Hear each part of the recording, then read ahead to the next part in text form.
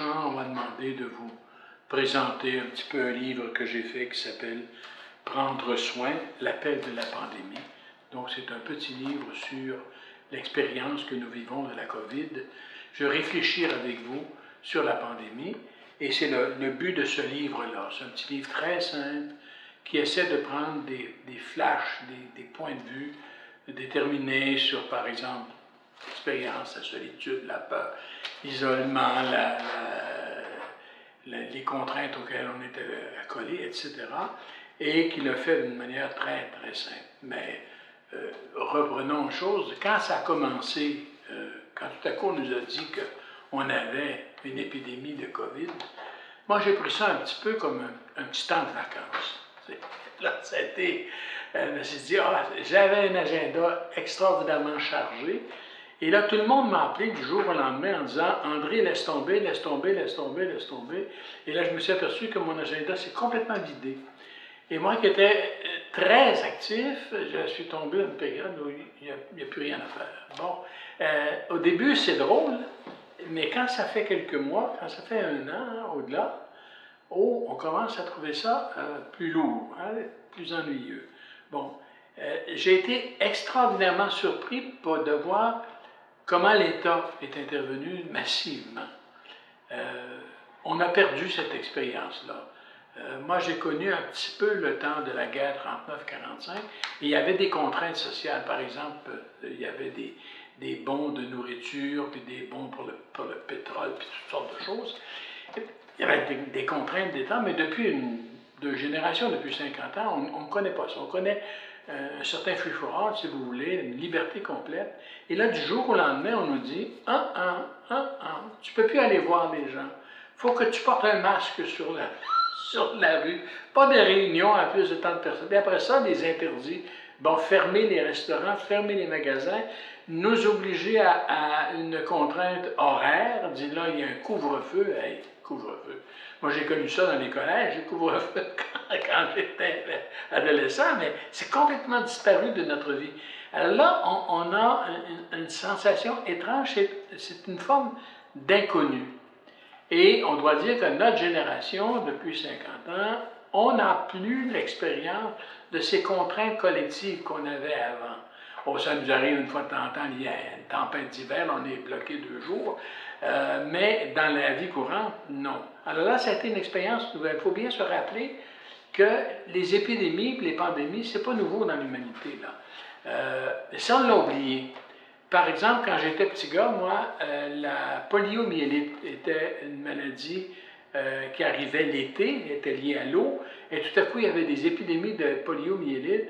J'ai un cousin, par exemple, qui est resté handicapé le reste de ses jours pour ça. J'avais dans ma classe un confrère qui est en 5e année qui est mort. Et donc, il y avait chez nos mères une angoisse épouvantable quand arrivait une épidémie. Et l'autre épidémie qui courait quand j'étais jeune, c'était la tuberculose. Et on en avait peur. Je me rappelle, mon père avait toujours peur. J'étais asthmatique. Et comme quand on est asthmatique, on respire plus difficilement, mon père avait toujours peur que la consomption, comme on disait dans le temps. Et j'avais rencontré le fameux docteur Jarry qui, lui, découvrait la tuberculose jusqu'à ausculter avec ses mains. Et puis, il avait dit à mon père, ne dépense pas d'argent pour lui, il n'y a pas la tuberculose. Les tests montraient que j'avais été en contact avec des tuberculeux, mais je n'avais pas contracté la tuberculose. Alors aujourd'hui, on est devant un inconnu, et tout ce qu'on nous donne comme consigne, c'est à peu près gardez vos distances, gardez votre masque, ne rencontrez pas les gens, lavez-vous les mains.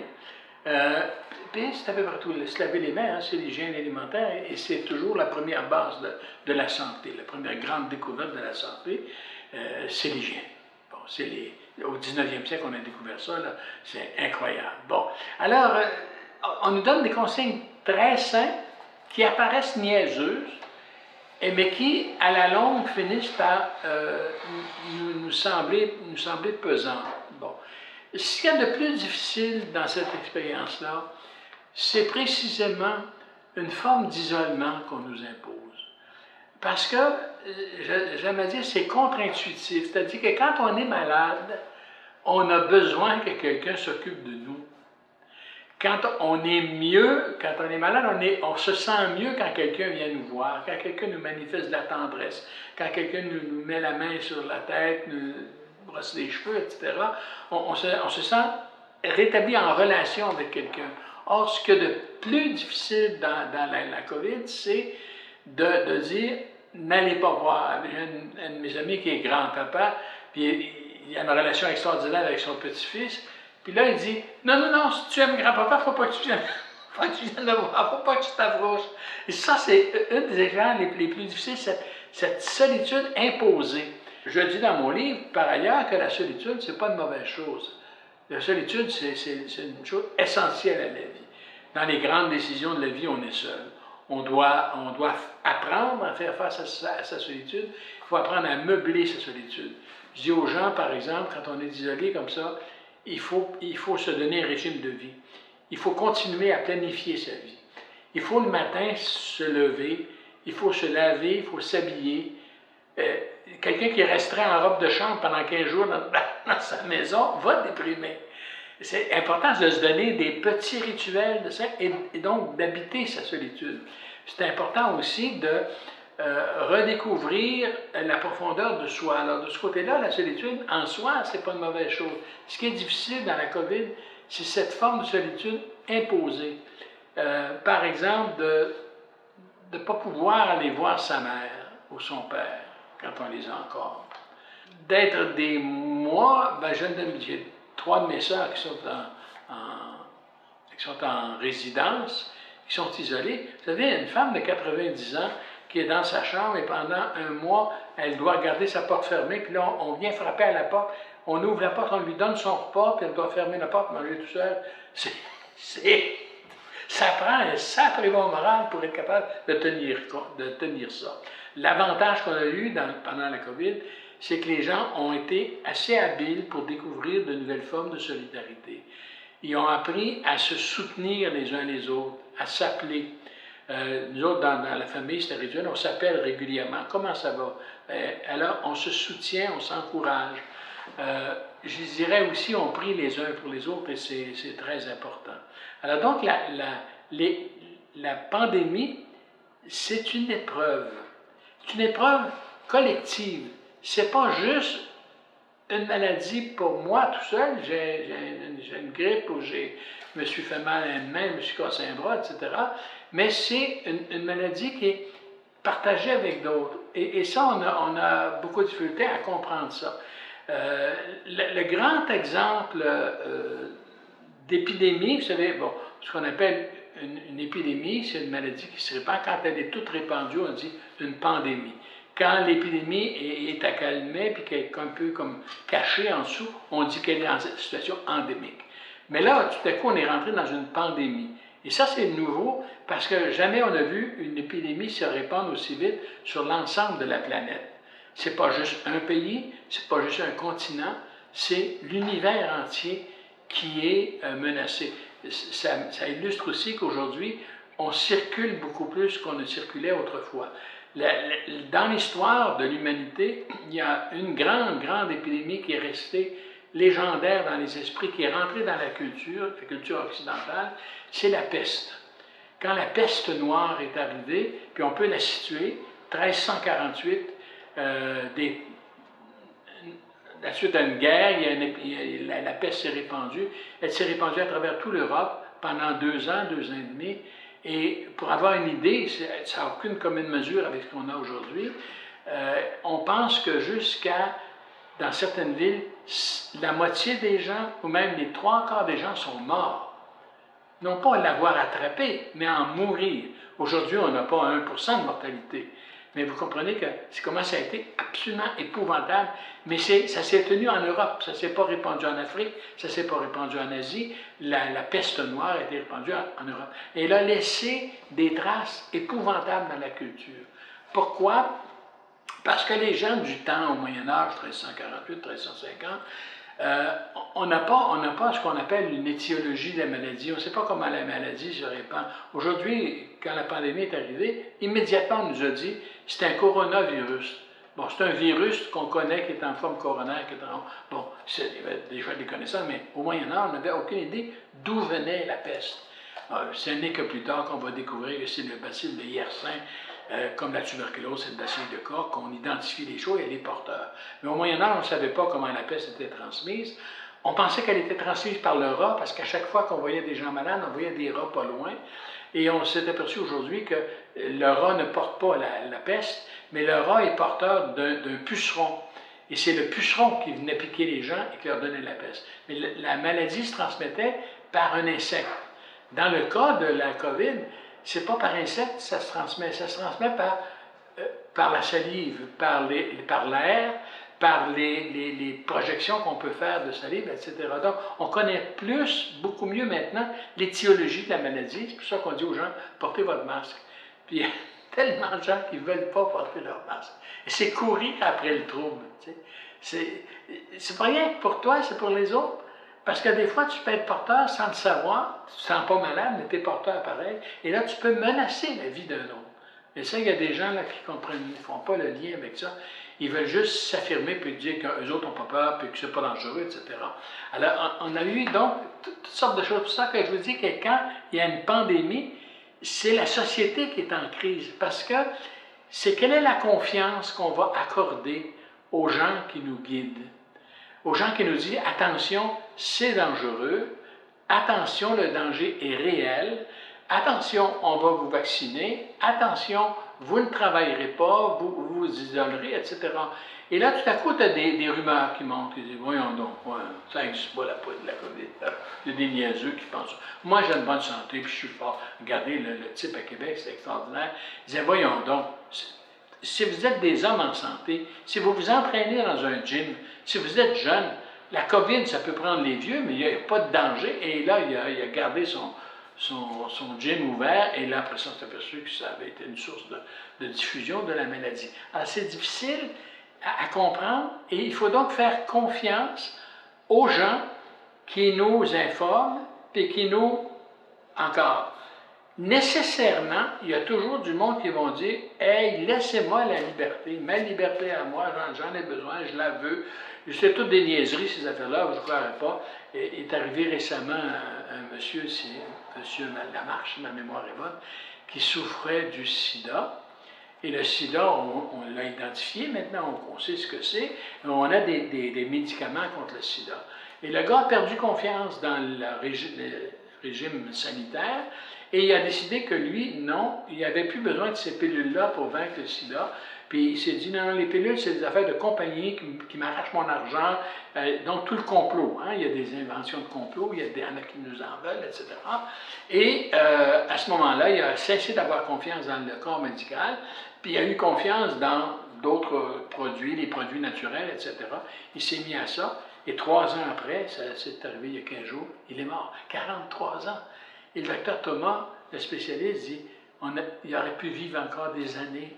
On aurait pu le sauver, le garder en vie s'il avait pris ses médicaments, mais il avait perdu la confiance des médicaments, puis s'était lancé encore perdu dans d'autres choses. Donc, la pandémie, elle nous met à l'épreuve à différents niveaux, voyez-vous. Elle met à l'épreuve notre confiance sociale, notre confiance dans les gens qui nous parlent et qui peuvent peut-être nous exploiter.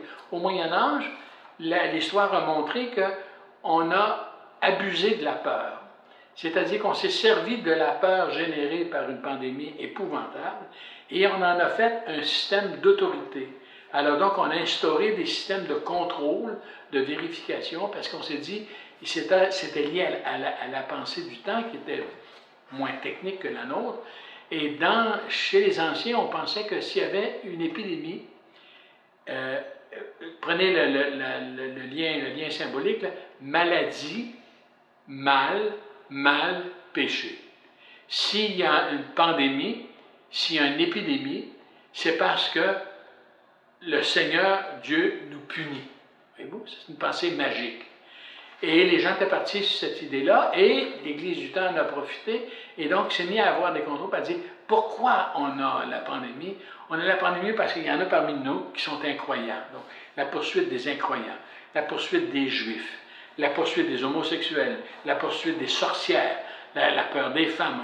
Voyez-vous, on a cultivé la peur de manière systématique et on a mis en place un système très autoritaire de contrôle. Donc, il faut faire attention dans le chose d'éviter ces jugements d'accusation. M. Trump avait un peu cette tendance-là. Hein. Il l'appelait, la pandémie, il l'appelait la maladie chinoise. Bon, ça, en disant, c'est la Chine qui l'a inventé puis qui nous l'envoie. On a toujours derrière ça, dans tout phénomène social, dans la gestion du risque, on voit toujours arriver ça, des gens qui s'inventent un bouc émissaire, qui s'inventent un coupable. Donc, on a beaucoup ça actuellement dans notre société. Là, on a des gens qui résistent, qui disent non, la pandémie, elle n'existe pas, et c'est les politiciens ou c'est les compagnies pharmaceutiques qui veulent nous contrôler et qui veulent avoir notre argent et qui nous font peur pour rien. Donc, il faut vivre avec la peur, puis en même temps, il ne faut pas céder à la peur. Voyez-vous? C'est ça, cette chose-là qui nous fait grandir, qui nous amène à des expériences nouvelles.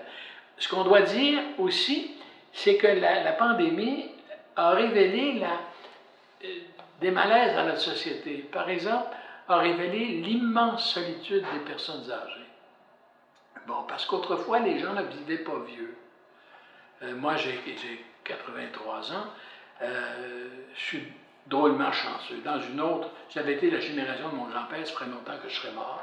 Je n'avais pas une santé formidable, mais parce que l'hygiène est meilleure, parce que la médication est meilleure, parce que le style de vie est plus facile, on vit beaucoup plus vieux. Alors, autrefois, les vieux étaient peu nombreux et finissaient par avoir quelques liens dans la parenté. Aujourd'hui, on a isolé les vieux. On a construit des maisons, des résidences de vieux. Ils sont un peu parqués entre eux et ils vivent entre eux, ce qui fait une forme de mimétisme. C'est-à-dire que quand on est tous des vieux ensemble, on pense vieux. Oui, inévitablement, c'est pas un défaut, mais il y a une forme d'isolement et de renforcement. Et là, on s'est aperçu que contrairement à ce qu'on pensait que les vieux, on les aimait, qu'on les voyait, etc., et on s'est aperçu, oh que non, oh que non. Madame Blais, qui était la ministre responsable des personnes âgées, a dit, finalement, on s'est aperçu qu'il n'y avait pas 15% des gens qui allaient voir leurs parents. Donc, une solitude énorme, et c'est apparu encore pire dans les CHSLD. On s'est aperçu que même quand les gens payent, parfois des soins de base élémentaires, ils ne les ont pas. On les maltraite, on les traite du bout des doigts. On ne prend pas nécessairement soin d'eux pour les écouter puis pour les traiter. Puis c'est pas simple, parce que quand on vieillit, il y a parfois des fonctions qu'on sert, on n'est plus capable de manger tout seul. Vous savez, c'est terrible que parfois d'être nourri par un autre ou d'être nettoyé ou lavé par un autre. Alors donc, là on s'aperçoit qu'il y a de nouveaux champs de souffrance qu'on avait comme ignorés et qu'on doit redécouvrir. La pandémie là-dessus va nous donner peut-être une chance de nous humaniser et de réviser certaines de nos décisions collectives qu'on a prises sans trop s'en rendre compte, toujours pour économiser, mais ça coûte cher. On finit par oublier les souffrances d'un certain nombre de gens parmi nous. L'autre affaire qui est très difficile dans la COVID, c'est tout l'adieu aux morts, tous les rites de funérailles. Quand quelqu'un meurt, quelque chose en nous se brise de manière insondable. On se dit, comment ça se fait qu'elle est morte? Pourquoi je n'y ai pas dit telle chose? Pourquoi je n'y ai pas dit que je l'aimais? Pourquoi je n'y ai pas dit que j'étais content d'avoir, etc.? Puis tout à coup, la personne est morte, puis tu l'as pu. Et là, on essaie c'est le sens des rituels de mort, de faire des rites, de se voir, de lire des textes de poésie, de lire la parole de Dieu, de prier, de chanter, de manger, de s'embrasser, pour réintégrer, pour redonner à la personne défunte une place dans notre vie, dans notre mémoire. Or, on a été complètement, ça fait 1 an et demi qu'on n'a plus de funérailles. Quelqu'un meurt, à la cachette, des fois on permet une cérémonie, 8 personnes, des fois jusqu'à 25 personnes, puis là, on les compte avant pour être sûr qu'il n'y en a pas 30, etc. Et souvent, on fait la crémation, on les brûle, puis on les oublie, on dit, oh, mais dans 1 an, dans 2 ans, je ferai quelque chose. Ça vient nous priver de rituels qui parfois nous semblent surfétatoires, mais qui sont absolument essentiels à l'expérience humaine. Et perdre ces rituels, c'est se déshumaniser. L'être humain est un être symbolique, et c'est très important de mettre de la beauté, de mettre une certaine ampleur des gestes qu'on pose. Pas pour rien que quand on est amoureux de quelqu'un, on apporte une fleur, ou on apporte un disque, on apporte un cadeau, parce que c'est des gestes symboliques qui nous situent dans un autre univers.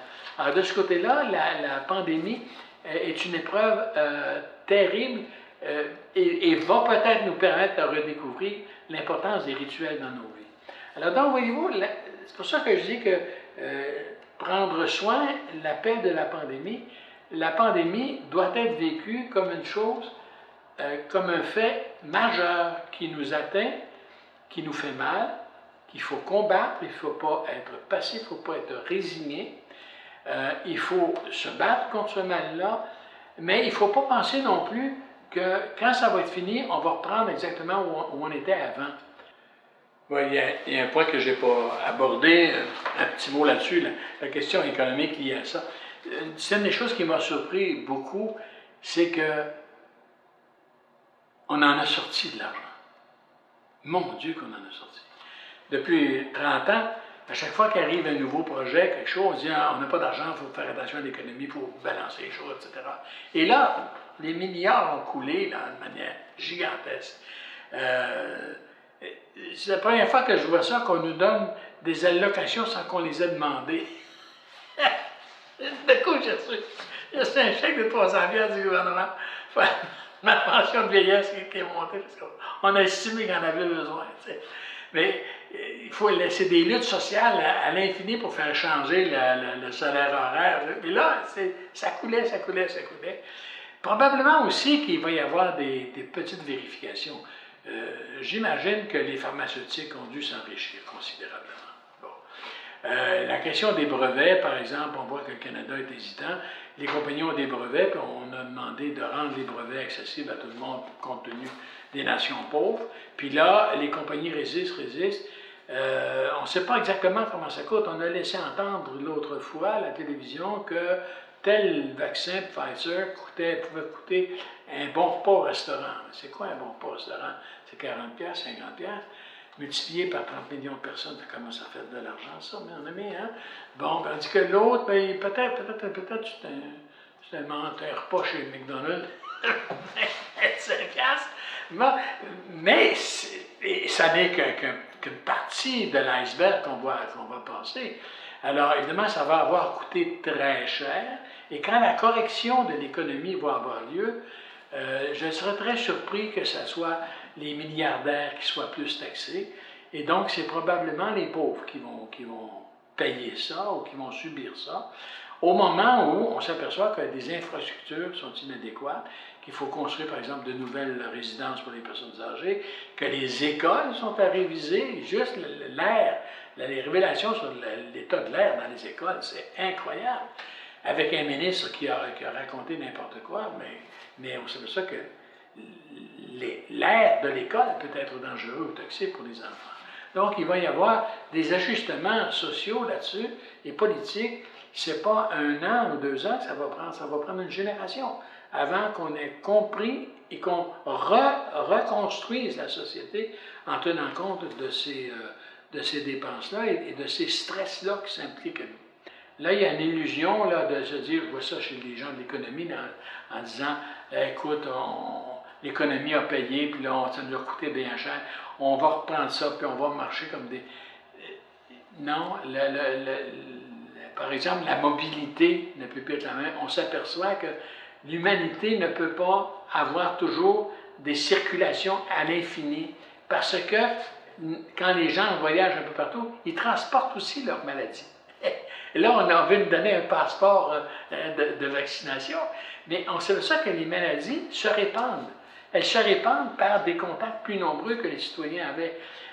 Et là, quand on est dans une société où tout le monde va partout à travers le monde, bien, inévitablement, on diffuse les maladies. Ça, vous le comprenez très bien, quand votre enfant rentre à la maternelle au mois de septembre, il attrape 2, 3 petites maladies qu'il n'avait pas à la maison parce que ses copains et copines lui ont emporté. Il y a des expériences historiques incroyables. Quand les Français sont arrivés ici en Amérique du Nord, ils étaient porteurs d'une maladie endémique qui était la tuberculose.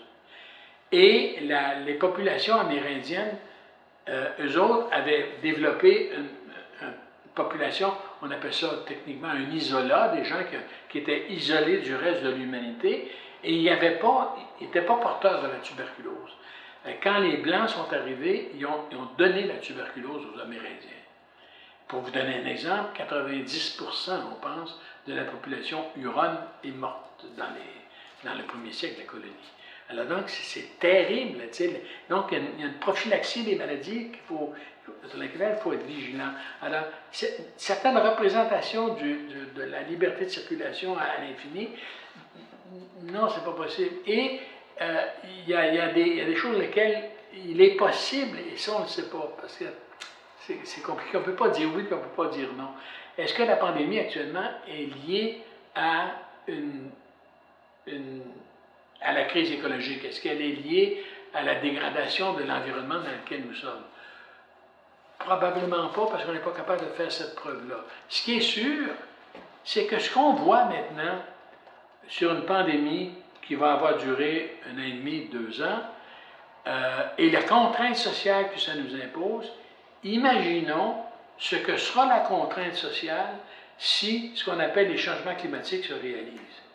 Imaginons que les grandes villes, par exemple, doivent faire face à des courants de chaleur de 50 degrés Fahrenheit, où ça serait littéralement plus viable. Vous vous imaginez un peu la panique qui s'emparerait des grandes mégalopoles où il y a 5 millions, 10 millions de personnes et où les gens ont plus de lieu de fraîcheur. Alors, si la crise écologique se confirmait, comme on le pressent, eh bien là, ce n'est pas une pandémie de 2 ans qui arriverait, ce serait une situation pour 10 ans, 20 ans, 30 ans.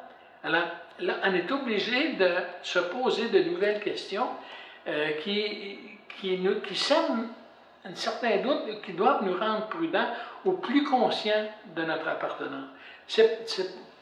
La vie biologique est comme ça, une pandémie, ce n'est pas une punition, mais il faut savoir que l'être humain est inscrit dans l'environnement et qu'il est menacé constamment. L'environnement, c'est ce dont on se nourrit, mais c'est aussi un milieu de rivalité. Par exemple, nous digérons. Si nous digérons, c'est parce que nous avons dans notre intestin une flore intestinale. Nous avons de la flore, des herbes qui permettent de digérer, d'assimiler ce que nous mangeons. Il y a donc des formes de collaboration, puis il y a des formes de danger quand on se fait piquer par un maringouin ou qu'on se fait dévorer par des huîtres. Bon, bien là, on sait que... Donc l'environnement est positif et négatif en même temps. Il y a des formes de tension, de stress de différents niveaux. Alors, donc on vit dans l'environnement et il est important de retrouver le sens de notre place correcte dans l'environnement, et la crise de l'environnement, les malaises qu'on ressent, ça pourrait ressembler à ce qu'on est en train de vivre. Alors donc, il y a beaucoup de choses qu'on peut apprendre de cette crise-là. Moi, je suis content de 2-3 choses. Il n'y a pas eu de grands mouvements de panique. Il y aurait pu y en avoir. Il y en a eu un peu au début, par exemple, chez les personnes soignantes, où les gens ont volé des masques, ils ont eu peur de manquer de masques, où ils ont volé des médicaments, où ils ont fait des cachettes, etc. Bon. Mais il n'y a pas eu de grands mouvements de panique, ce qu'on aurait pu avoir dans certains cas. Puis il faut faire attention, gérer la peur, c'est quelque chose d'assez complexe. Il y a eu, et là on s'en aperçoit maintenant un peu plus, il y a eu des mouvements de contestation, et parfois des mouvements organisés politiquement de contestation. Et ça, on a ça dans toutes les sociétés qui connaissent des périodes troubles. Inévitablement, c'est une chose qui va arriver. Il va toujours y avoir des gens qui vont tenir la théorie du complot. Ça fait partie de l'humanité. Il faut s'imaginer toujours qu'il y a quelqu'un qui nous en veut, puis qui nous veut du mal et qui en a fait. Alors, mais la pandémie aurait été une école commune assez extraordinaire. Moi, je trouve que on s'en sort assez bien. Il ne faut pas juste croire au vaccin, voyez-vous. Le vaccin, c'est une bonne chose, mais il n'y a pas de solution magique. La solution magique, c'est, quand on nous le rappelle de se laver les mains et de garder ses distances, ben, c'est toujours l'hygiène de vie, la prudence. J'imagine que pendant un bon coup de temps, on va faire plus attention à nos contacts sociaux quand on se rencontre. Vraiment qu'on va, on va se coller moins et on va être un peu plus prudent parce que, on n'est pas toujours innocent. Alors voilà, je n'ai pas voulu faire un livre triste, j'ai fait un livre de réflexion sur des petites choses comme ça de la vie courante, voyez-vous, l'isolement, les morts sans célébration, le temps de la colère, la pandémie publique, l'État peut-il faire faillite? Ah ça, c'est intéressant d'aborder ça. Alors, le vaccin n'est pas un miracle, puis quand elle sera partie, la vie ne recommencera pas exactement comme avant. Nous aurons été transformés. Il s'agira de savoir si nous aurons la sagesse de changer cette expérience-là en acte de maturation et de progrès. J'ai terminé mon livre par un petit poème que je vous lis, qui s'appelle « Réinventer l'amour ».